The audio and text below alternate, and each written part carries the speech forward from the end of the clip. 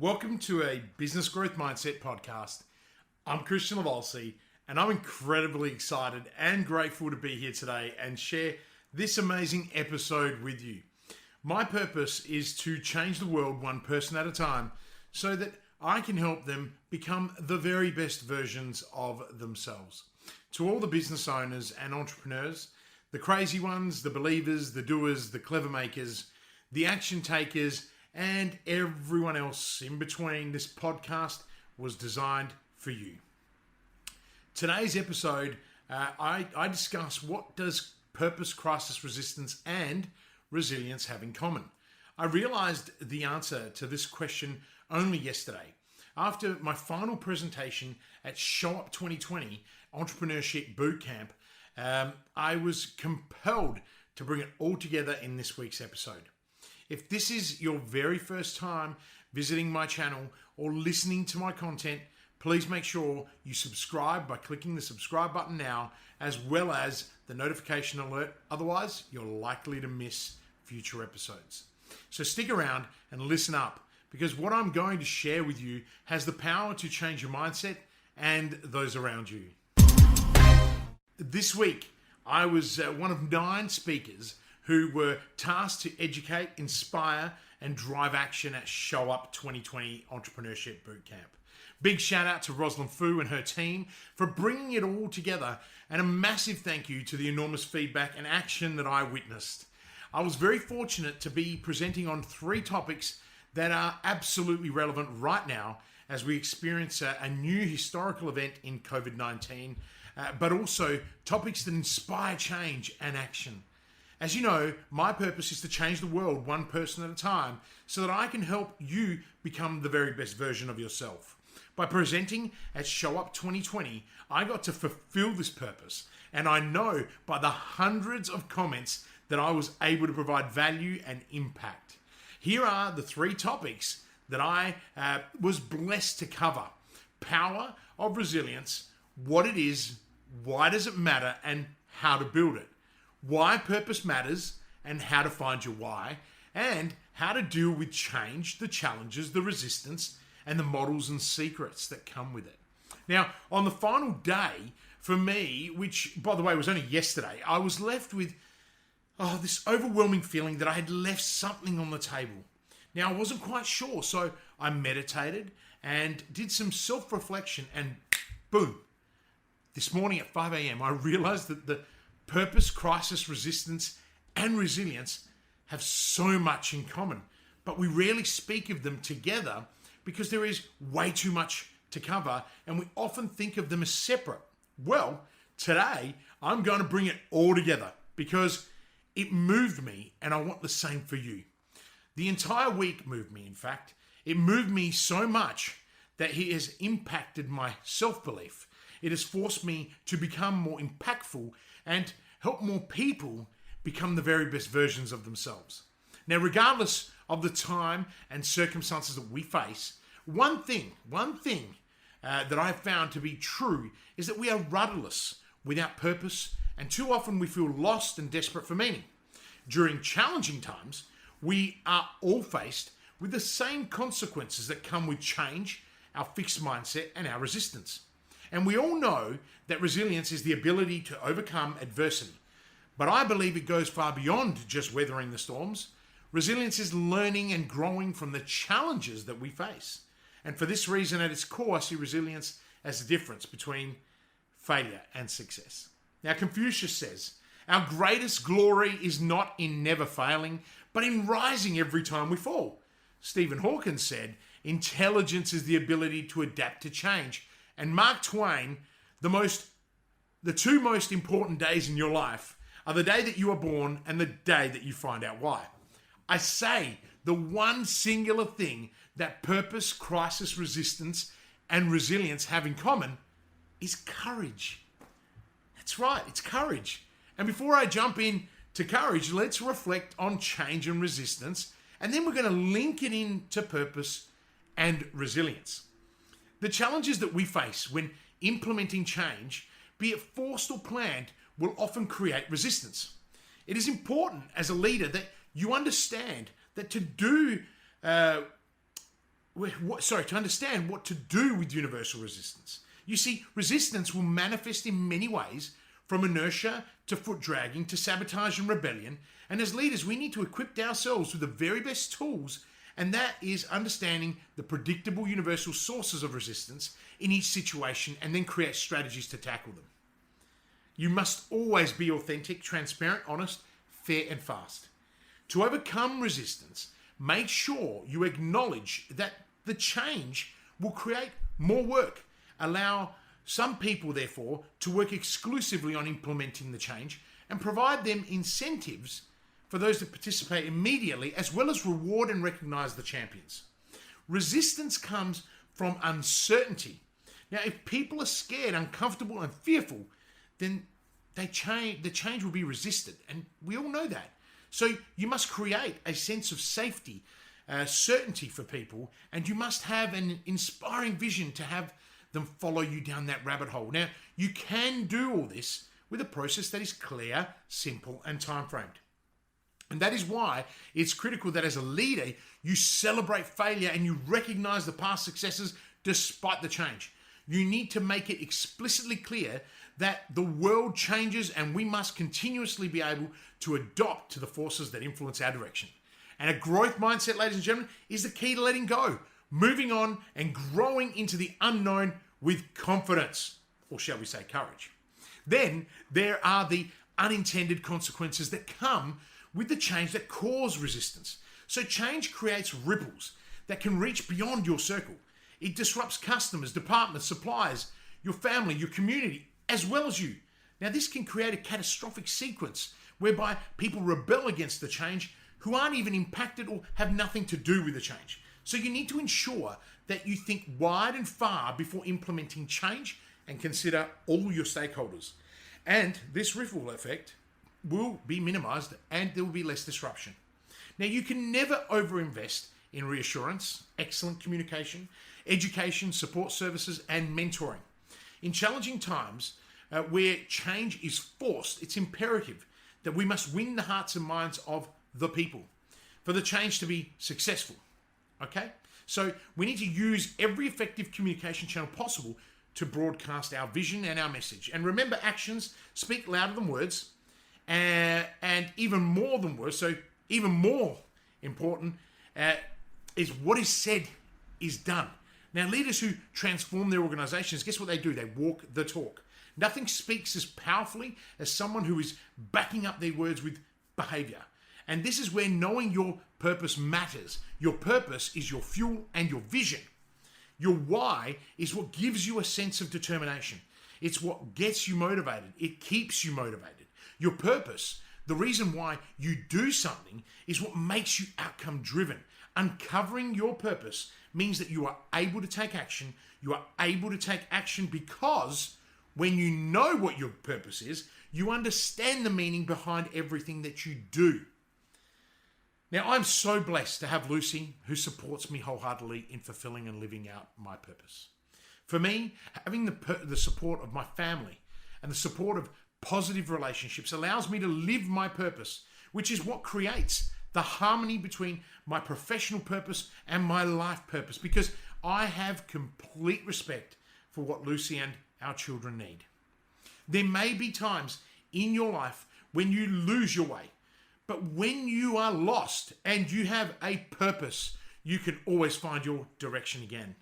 When I went through an incredible amount of situational and clinical depression, I gained the first glimmers of insight into my purpose.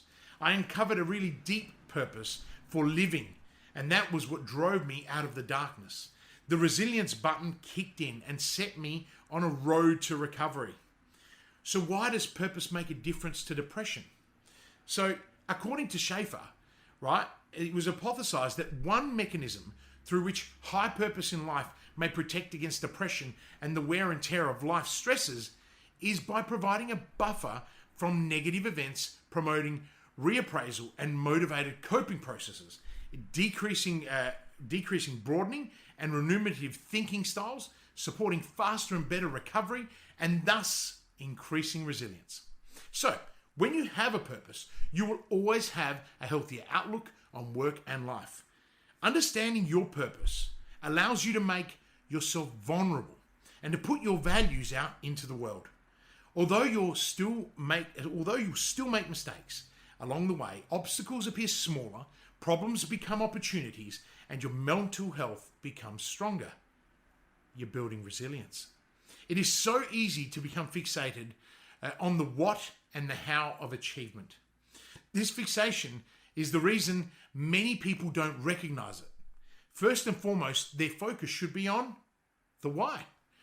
One commonality between all great leaders is that they have a purpose. They know what they want to achieve. They sell their story and their vision to people, and those people follow them willingly. When you are purpose-driven, you can inspire others to follow you, because having a purpose, ladies and gentlemen, is magnetic. Some call it charisma, but the truth is it's much more straightforward. If you have a purpose, and most people don't, it is what draws people to you. Oliver Holmes was a famed physician and dean of the Harvard Business School. And he says, most of us go to our graves with our music still inside us unplayed. I love that. And when you understand your purpose, you go beyond the limits of your horizon. This puts you in an incredible position, one where you can elevate others to share your vision. The deep learning that comes from this message of crisis, resistance, and purpose is that your entire time you are building resilience.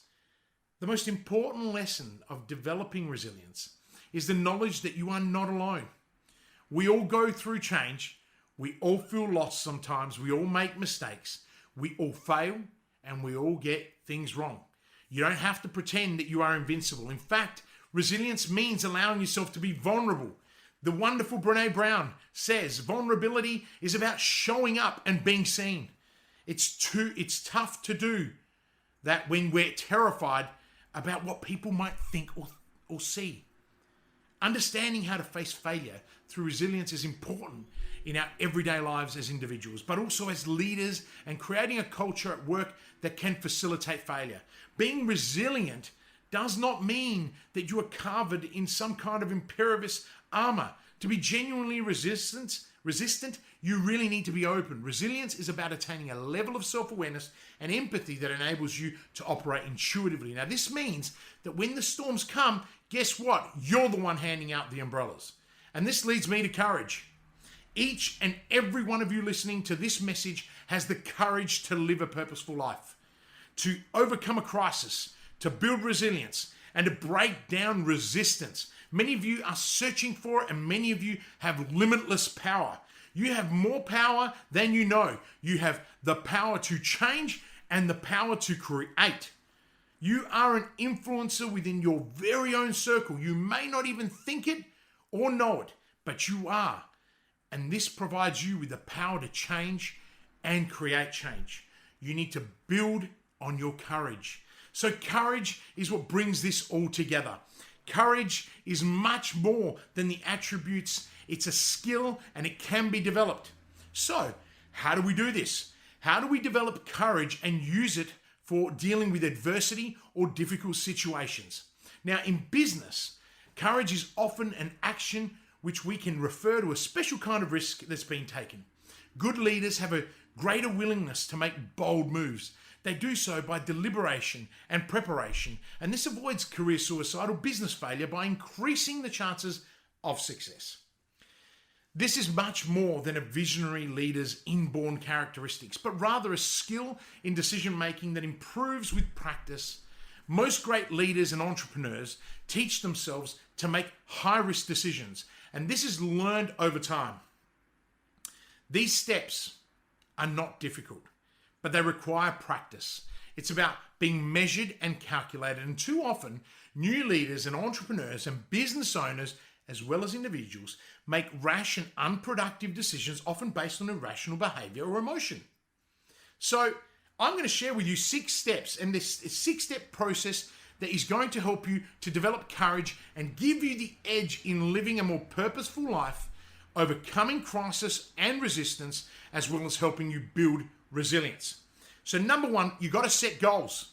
Number 2, you got to determine the importance of achievement for you and everyone around you. 3, tip the power balance in your favor. Do what needs to be done. Number 4, understand the risk and reward. And number 5, setting time for action and timing. Nothing will get done if you don't do that. And 6, you got to have contingency plans. So what's also very important to consider when talking about courage is persistence and fear. There is no doubt that courage involves persistence in danger and hardship. I wouldn't be where I am today had I not persevered through the many challenges that I have faced in my lifetime. By persevering and persisting, I overcame and I was able to build resilience as well as courage along the way. This does not make me fearless despite what some people believe. In fact, fear is a very important component of courage. The absence of fear can cause you to make bad decisions and take uncalculated risks. The undesirable feelings and the subjective and physical reasons associated with fear can in fact become drivers that allow you to resist the behavioral response and allows you to face the fearful situation. Because courage is a universally admired virtue, some consider it an attribute to be promoted and nurtured. If any virtues are to be fostered within a society, one might even argue that courage should be among them, for courage may be necessary to maintaining and exercising the other virtues. Now, C.S. Lewis observed courage is not simply one of the virtues, but the form of every virtue at the testing point. Aristotle believed that an individual develops courage by doing courageous acts. And similarly, there is support for the idea that courage is a moral habit to be developed by practice. What's clear to me is that individuals are more likely to face a situation and attempt to cope with it if their previous experiences gives them a reason to believe they can meet the challenge.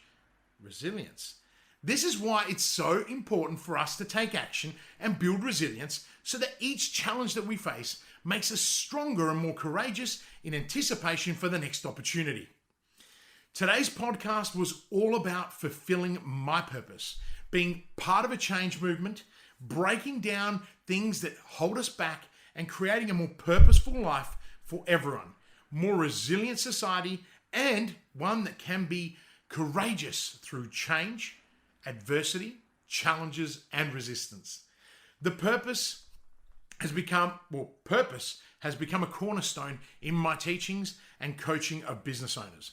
Building courage will now become a key instrument in accelerating my clients' growth and deepening their impact both professionally and personally. If you loved today's episode and are enjoying the series, please take a minute to rate it and provide a review, because this helps others know that the content I'm sharing is valuable, but also inspires me to share more content with you. Don't forget to share the podcast and the channel with others who you believe will gain value from the content that I'm sharing. And guess what? On courage, everyone's going to benefit. Please take care during this time. Be kind and courageous. And as always, live with purpose.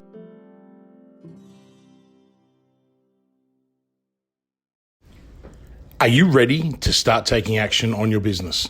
Would you like to spend more time with your family? Then call 1300-643-229 and start building momentum right now. I know you're busy. In fact, you are so busy that you don't have time to work on your business or yourself. Often tossing and turning at night, worrying about the how-tos and the cash flow. How on earth can you possibly get off the hamster wheel so that you can take a helicopter view to see where you'll be in 90 days, 1 year, or 3 years from now? In this program, I will take you from sleepless nights to blissful sleep.